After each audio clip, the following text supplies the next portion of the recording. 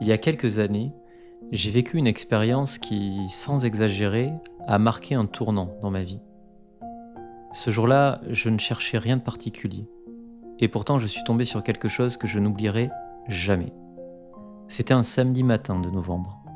L'un de ces jours où l'on traîne, où rien ne presse. Je me souviens encore, le ciel était gris, il faisait froid et humide. Ma tête était pleine de pensées confuses. Ce n'était pas forcément une période très gaie de ma vie. Je venais de changer de travail et je me demandais si j'avais bien fait. Je me sentais un peu perdu, comme si le poids de mes erreurs, mes regrets et mes désillusions s'étaient accumulés sans que je sache trop quoi en faire. En marchant sans réel but, j'étais passé devant une boutique d'antiquités, boutique devant laquelle j'étais passé de très nombreuses fois. Ce n'était pas dans mes habitudes de m'y arrêter, mais ce jour-là, un étrange miroir au milieu de la boutique, visible à travers la vitrine, avait capté mon regard. Il était grand, imposant, son cadre orné de gravures anciennes, presque menaçantes. Mais ce n'était pas le cadre qui m'interpellait. De loin, c'était mon reflet. Il avait l'air différent. Ce que je voyais n'était pas une image ordinaire de moi-même. Non, c'était plus intense, plus profond. Ce reflet semblait poser une question que je n'étais pas prêt à entendre. Intrigué, presque malgré moi, j'avais franchi la porte. L'air à l'intérieur était lourd, silencieux, et mes pas résonnaient doucement sur le plancher usé. Je m'étais approché du miroir et, en m'y regardant, j'avais ressenti une chose étrange, presque douloureuse. Ce n'était pas une simple image que je voyais, ce n'était pas juste un miroir. Il semblait, ce miroir, me regarder autant que je le regardais. Mon propre reflet m'interpellait d'une manière que je ne pouvais pas comprendre. Ce miroir semblait fouiller au plus profond de moi, me mettant face à mes propres failles, à ces vérités que j'avais toujours évitées, à mes faiblesses, mes fuites, mes frustrations, toutes ces vérités que j'avais soigneusement enfouies sous des excuses ou des distractions. Là, devant ce miroir, il n'y avait pas d'échappatoire. Tout remontait en moi. Bientôt, le propriétaire de la boutique, un vieil homme à l'air bienveillant avec une épaisse moustache blanche, s'était approché doucement. Je l'avais salué d'un bonjour timide. Il avait souri, comme s'il savait exactement ce que j'étais en train de vivre. Ce miroir a une particularité, m'avait-il dit. Il ne reflète pas seulement ce que vous êtes, mais tout ce que vous cachez à vous-même. J'étais resté figé. J'avais l'impression d'être dans un livre de Balzac. C'était absurde, bien sûr. Ce n'était qu'un miroir dans une boutique d'antiquités à 2 pas de l'hôtel de ville. Et pourtant, le vieil homme, déjà reparti dans l'arrière-boutique, à peine sa phrase finie, avait raison. En quelques fractions de secondes, j'avais compris pourquoi j'évitais autant de m'arrêter, de me poser, de vraiment me regarder. Ce n'était pas mon reflet que je fuyais, c'était moi-même. Mes regrets inavoués, mes incohérences, mes aspirations étouffées, mes échecs, mes rêves abandonnés, les guerres que j'aurais dû mener et celles que j'aurais dû éviter, mes actes manqués, mes excuses répétées. Toutes ces choses que je reprochais aux autres, à la vie, au monde, mais qui, au fond, n'étaient que des justifications pour ne pas me confronter à moi-même. J'étais resté devant ce miroir pendant ce qui m'avait semblé être une éternité. J'avais pensé à tout ce que j'accusais dans ma vie. Les autres, les circonstances, mon enfance, mon adolescence, mon ancien patron, mon ex, le monde. Mais ce miroir m'avait montré une vérité brutale. La véritable bataille se déroulait à l'intérieur de moi et non à l'extérieur. Comme il était bien pratique de rejeter la faute sur le monde. En sortant de cette boutique, déstabilisé par ce qui venait de m'arriver, je m'étais promis une chose, ne plus jamais détourner les yeux de moi-même. C'est une promesse que je n'ai pas toujours tenue parfaitement, mais elle a été le début d'un long chemin. Il y a eu des jours où j'ai voulu briser ce miroir imaginaire, retourner à mes distractions, accuser le monde pour ce qui n'allait pas dans ma vie. Mais chaque fois, je me rappelais, c'est en regardant ce que nous sommes vraiment que nous trouvons ce que nous pouvons devenir. Ce miroir m'a donc appris que la première étape vers la paix intérieure, c'est de se regarder en face.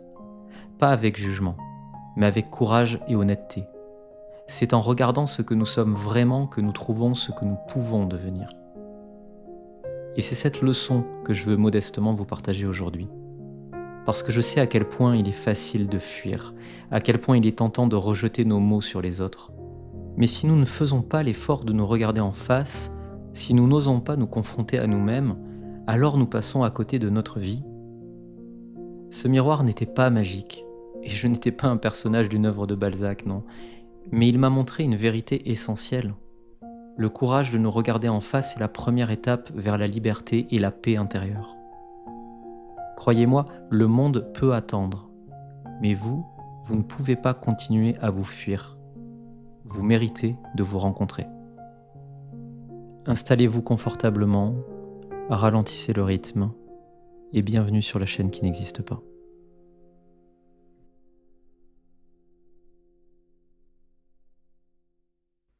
Il est une vérité inconfortable, mais nécessaire, que nous passons souvent une vie entière à fuir.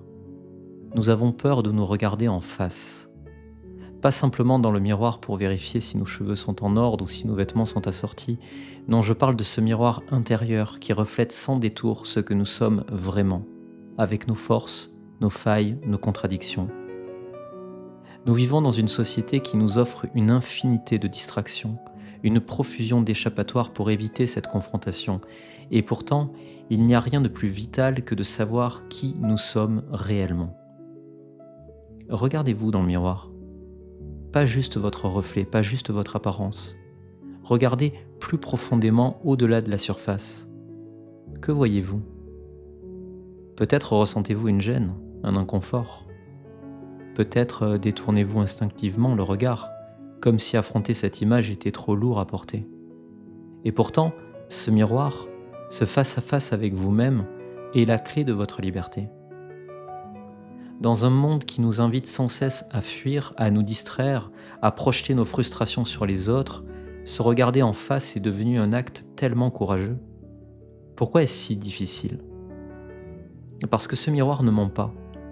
Il nous renvoie non seulement nos forces, mais aussi nos failles, nos échecs, nos doutes, et cette partie de nous que nous préférerions ignorer. Mais vous me voyez venir avec mes gros sabots. Fuir ne nous sauve pas, je vous le dis de suite. Au contraire, fuir nous enferme, nous condamne à porter un poids invisible qui alourdit nos pas jour après jour. Prenons un instant pour être honnête. Combien de fois vous êtes-vous surpris à chercher des coupables ailleurs, à accuser une situation, une personne ou même le monde entier de ce qui vous rendait malheureux? C'est humain. Nous avons tous ce réflexe. Mais à force de regarder à l'extérieur, nous oublions de regarder à l'intérieur. Et pourtant, ce n'est qu'en osant nous confronter à nous-mêmes que nous pouvons espérer changer ce qui doit l'être. Il ne s'agit pas de se juger ou de se punir, ce n'est pas cela le but. Regarder le miroir de soi, c'est un acte de courage et d'amour. C'est reconnaître qu'il y a en nous des zones d'ombre, mais aussi une lumière immense. C'est accepter que nous ne sommes pas parfaits, mais que nous avons en nous tout ce qu'il faut pour évoluer. Chaque fissure dans ce miroir est une invitation non pas à nous détester, mais à grandir, à devenir un peu plus la personne que nous aspirons à être. Et voici la vérité. Ce processus est douloureux, oui, mais il est aussi profondément libérateur.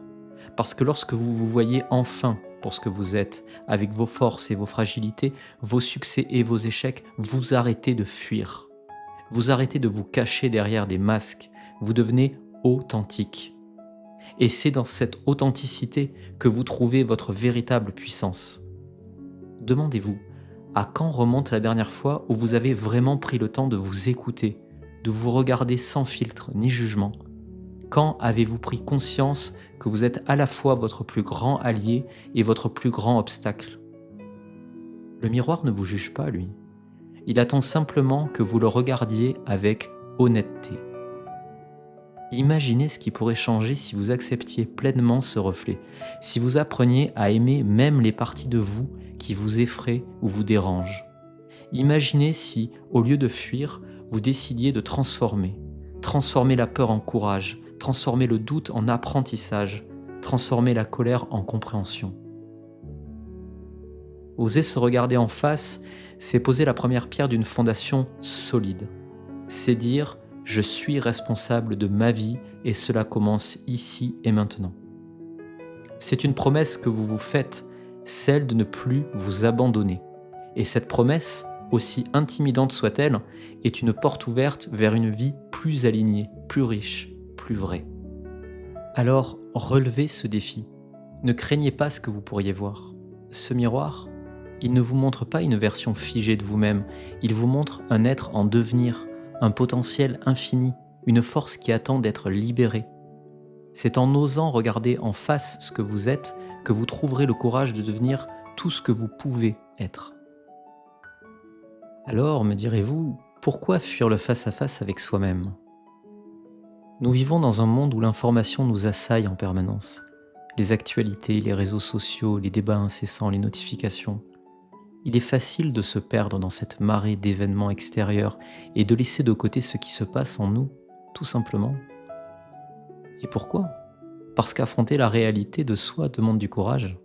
C'est un exercice qui peut être inconfortable, voire douloureux. Regarder en face ses peurs, ses défauts, ses échecs, c'est accepter de voir tout ce qu'on préférerait ignorer. Nos erreurs du passé et nos décisions douteuses, nos échecs répétés à changer ce que nous savons être problématique. Ce sont des vérités qui dérangent, mais qui ne disparaîtront jamais tant qu'on ne les aura pas affrontées. Il est bien plus simple de détourner notre attention, de plonger dans les actualités, de débattre passionnément sur des sujets mondiaux, d'accuser les systèmes, les autres ou encore la société. Bien sûr, ces sujets ont leur importance, mais soyons honnêtes 2 secondes, combien de fois utilisons-nous ces préoccupations extérieures pour éviter d'examiner nos propres responsabilités ? Être informé des actualités mondiales a ses mérites. Mais ce savoir n'a de sens que s'il est aligné avec une connaissance profonde de soi. Quel intérêt de savoir ce qui se passe à l'autre bout du monde si nous sommes incapables de comprendre ce qui se passe à l'intérieur de nous-mêmes ? Lorsque nous ne nous connaissons pas, nous devenons des étrangers à nos propres vies. Nous agissons de façon automatique, dictés par des impulsions, des peurs et des attentes extérieures. Nous cherchons à combler des vides avec des distractions sans jamais nous demander pourquoi ce vide existe. La connaissance de soi, en revanche, est un véritable pouvoir. Elle nous permet de prendre des décisions qui sont en accord avec nos valeurs, de reconnaître nos besoins réels et de trouver un sens authentique à notre existence. Ce n'est pas un chemin facile, mais il est infiniment plus enrichissant que celui de la fuite, vous en conviendrez. Je pense qu'il est nécessaire de rappeler que le rejet de soi alimente notre blâme envers le monde. Quand nous nous décevons, il est tentant de chercher des coupables à l'extérieur. Nous projetons notre frustration sur les autres, sur les institutions, sur les circonstances. C'est humain après tout. Accepter que nous sommes en partie responsables de nos insatisfactions demande une humilité qui n'est pas toujours facile à mobiliser. Mais cette stratégie a un prix. Plus nous accusons le monde, plus nous perdons notre pouvoir. Si tout ce qui ne va pas est la faute des autres, alors nous n'avons aucun contrôle sur notre vie. Cette posture nous enferme dans un rôle de victime et nous prive de la capacité à changer.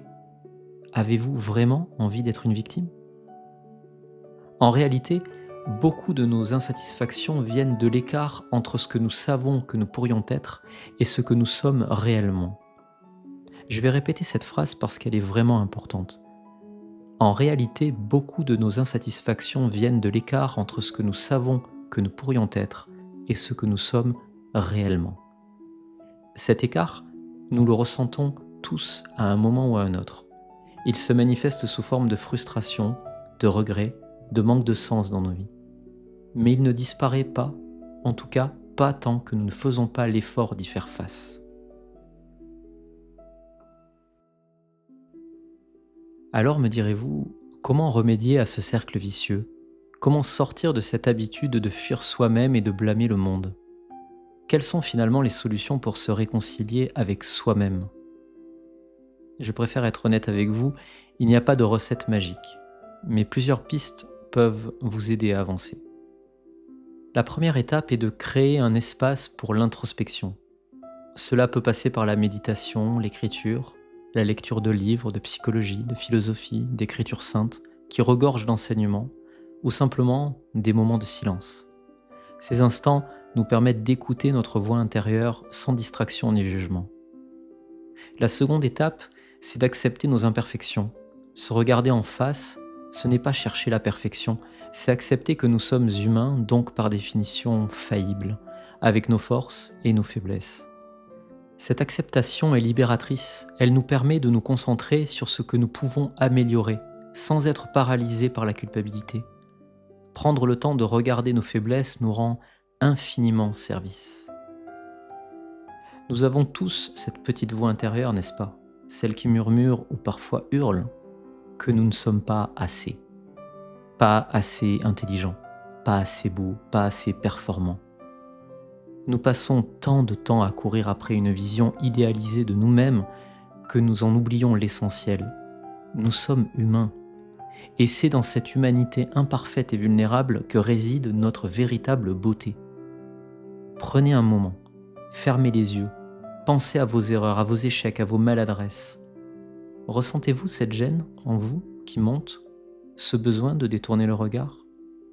Soyez honnête avec moi comme je le suis avec vous. Oui, vous avez envie de détourner le regard. C'est normal. Mais voici une autre vérité. Ces moments d'échec, de maladresse, ils ne définissent pas votre valeur. Ils sont simplement des témoignages de votre courage, celui d'avoir essayé.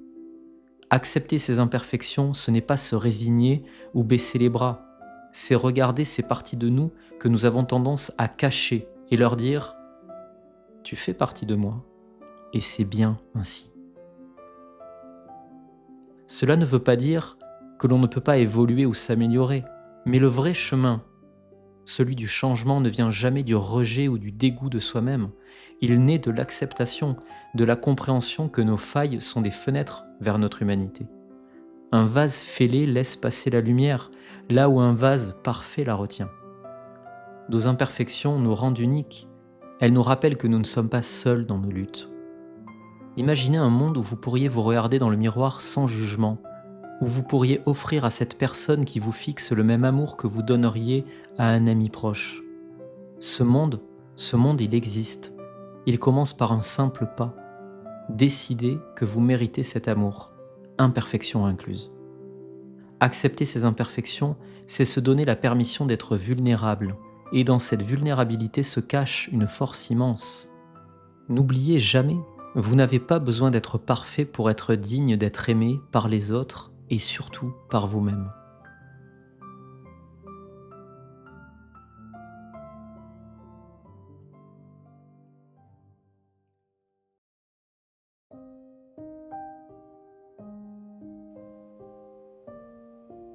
Au menu des autres pistes pour se réconcilier avec soi-même, il y a le fait d'identifier ses valeurs, ce que j'appellerais retrouver son or intérieur. Qu'est-ce qui est vraiment important pour vous? Quels sont les principes qui guident vos décisions? Se poser ces questions aide énormément à aligner nos actions avec nos convictions et à vivre une vie plus authentique. Dans une époque qui nous assaille constamment avec des opinions, des attentes, des idéaux venus de toutes parts, il est facile de se perdre. Les réseaux sociaux, les standards de réussite, les jugements des autres, tout cela peut nous éloigner de nous-mêmes, comme un navire pris dans une tempête perd le cap. Mais alors, qu'est-ce qui nous guide? Qu'est-ce qui nous ramène à ce qui compte vraiment? Ce sont nos valeurs. Elles sont comme un phare, toujours là, même dans les nuits les plus noires. Mais encore faut-il les trouver, ces valeurs, et les écouter.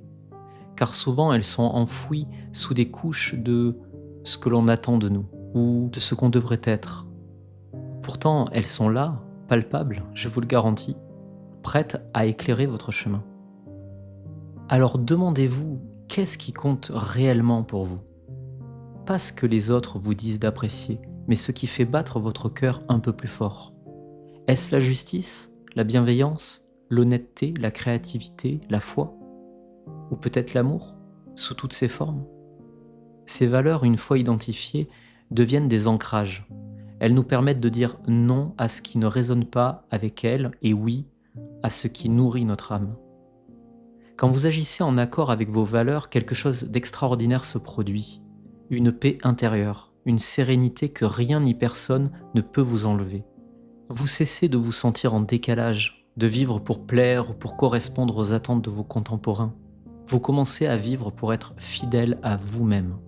Et cette fidélité, croyez-moi, est l'un des plus beaux cadeaux que vous puissiez vous offrir. Vraiment. Alors, cherchez vos valeurs. Prenez le temps de les écouter. Elles sont là, déjà en vous, comme un trésor caché sous les bruits du monde. Et une fois que vous les aurez trouvées, accrochez-vous à elles, même quand tout semble vouloir vous en éloigner. Elles sont votre vérité, elles sont votre lumière dans une époque sombre. Parmi les autres pistes pour se réconcilier avec soi-même, il y a le fait d'assumer ses responsabilités. Ce que j'appellerais le pouvoir de reprendre les rênes. Reconnaître notre part de responsabilité dans ce qui nous arrive est un acte de courage, mais aussi de liberté. Cela nous redonne le pouvoir d'agir et de changer ce qui ne nous convient pas. Il y a une vérité difficile à avaler. Tout ce que nous vivons n'est pas de notre faute, mais tout ce que nous vivons est de notre responsabilité. Cela peut sembler injuste, révoltant même. Après tout, il est si tentant d'accuser le monde, les autres, le passé, les circonstances. Bref, vous connaissez la chanson. Mais voici le secret. Tant que vous placez la faute à l'extérieur, vous abandonnez votre pouvoir. Assumer ses responsabilités, ce n'est pas se blâmer pour tout. C'est reconnaître que, même si vous ne contrôlez pas toujours ce qui vous arrive, vous avez toujours le choix de la façon dont vous y répondez. C'est comprendre aussi que votre vie ne dépend pas des cartes que l'on vous a distribuées, mais de la manière dont vous les jouez. Cela demande du courage. Cela signifie d'accepter que certaines blessures ne guérissent que si l'on s'en occupe soi-même. Cela signifie reconnaître ses erreurs sans s'y noyer. Mais cela signifie aussi quelque chose d'incroyablement puissant, reprendre les rênes de sa vie. Pensez-y, chaque fois que vous prenez une décision, que vous faites un choix aligné avec vos valeurs, que vous osez agir même dans la peur, vous affirmez votre pouvoir. Vous redevenez le protagoniste de votre propre histoire. Et dans ce rôle, vous n'avez pas besoin d'être parfait, personne ne vous le demande, vous avez simplement besoin d'être vrai, d'être présent, d'être engagé, d'être authentique. Assumer ses responsabilités, c'est aussi être indulgent envers soi-même. Car dans ce cheminement, vous trébucherez. Je préfère vous prévenir, vous trébucherez de nombreuses fois. Vous ferez des erreurs. Mais chaque erreur est une chance d'apprendre, de grandir, de devenir un peu plus la personne que vous aspirez à être. Alors, arrêtez de regarder le monde en attendant qu'il change pour vous. Changez d'abord votre regard sur vous-même, acceptez ce qui est, tout en œuvrant pour ce qui peut être. Prenez la pleine mesure de votre responsabilité, non comme un fardeau, mais comme un privilège, celui de façonner votre existence. Et rappelez-vous bien d'une chose, ce chemin est difficile, mais il est également merveilleux, car à chaque pas, vous vous rapprochez de ce que vous êtes vraiment. À chaque pas, vous vous libérez des chaînes invisibles qui vous retenaient. À chaque pas, vous devenez un peu plus maître de votre destin.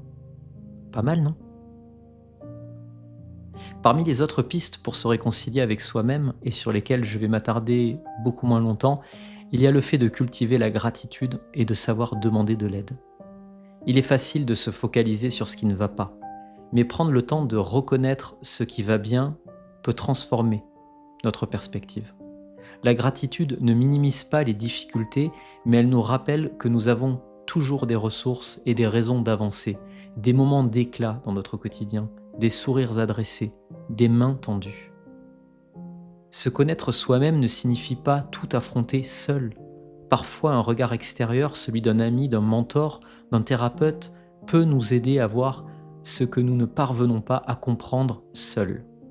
Je ne peux que vous encourager à vous entourer d'écrits et de gens compétents pour vous aider à cheminer dans la compréhension de vous-même.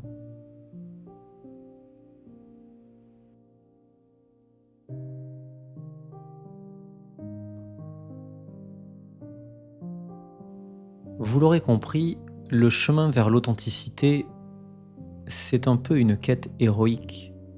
Se regarder en face, vraiment en face, n'est pas un geste anodin, c'est un acte qui exige une bravoure rare, une confrontation avec ce qu'il y a de plus vrai, de plus brut en vous. Ce n'est pas seulement un cheminement, c'est une quête, une épopée personnelle où chaque pas compte, où chaque détour révèle un nouveau pan de notre humanité. C'est le chemin vers l'authenticité. Dans cette aventure, il n'y a pas de carte toute tracée, pas de raccourci sûr. Sinon, ça se saurait. D'ailleurs, un chanteur que j'aime a dit: en ignorant les codes, on est baisé d'avance, mais en les suivant trop, on n'a aucune chance. C'est bien vrai. On avance souvent à tâtons, trébuchant sur des vérités que l'on aurait préféré ignorer, butant contre des souvenirs douloureux ou des désirs inassouvis. Parfois on ressent l'envie de faire demi-tour, de refermer les portes que l'on vient d'entr'ouvrir. Mais c'est justement là que réside la grandeur de ce chemin. Ce n'est pas une ligne droite, mais un labyrinthe où chaque détour, chaque difficulté est une chance d'en apprendre davantage sur soi. Et dans ce voyage, on découvre une chose essentielle. Se regarder en face n'est pas un acte d'autocritique, mais un acte d'amour. Un amour sincère et profond, qui ne se nourrit pas d'idéalisation ou de perfection, mais avant tout d'acceptation. Accepter ses imperfections, ses peurs, ses erreurs, c'est apprendre à se pardonner. Et en se pardonnant, on ouvre la porte à une force insoupçonnée, celle de transformer ce que l'on croyait être une faiblesse en une source de résilience, d'humilité et parfois même de fierté. Mais ce chemin n'est pas qu'introspectif. En apprenant à se connaître, on commence à mieux comprendre les autres. Ce qui nous irritait chez eux devient souvent un miroir de nos propres luttes.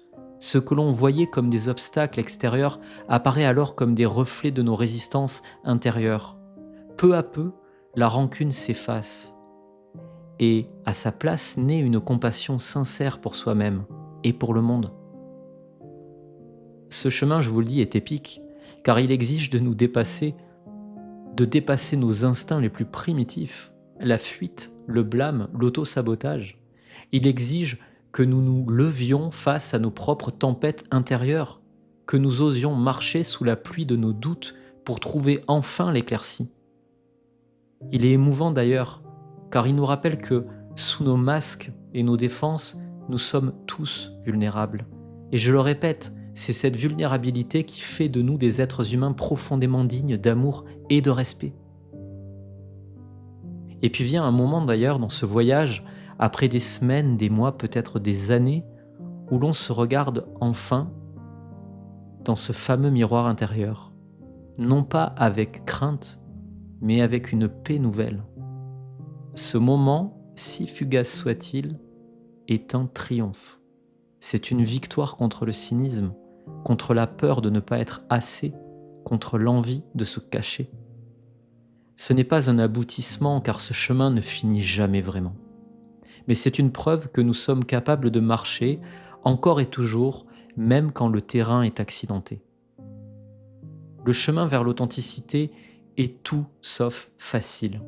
Il demande une patience infinie, une capacité à recommencer encore et encore, chaque jour. Mais il nous rend libres, libres de ne plus chercher la validation des autres à tout prix, libres de ne plus être les spectateurs de nos propres vies, libres de choisir à chaque instant d'être vrais, même si cela demande du courage, même si cela écarte des gens de notre entourage.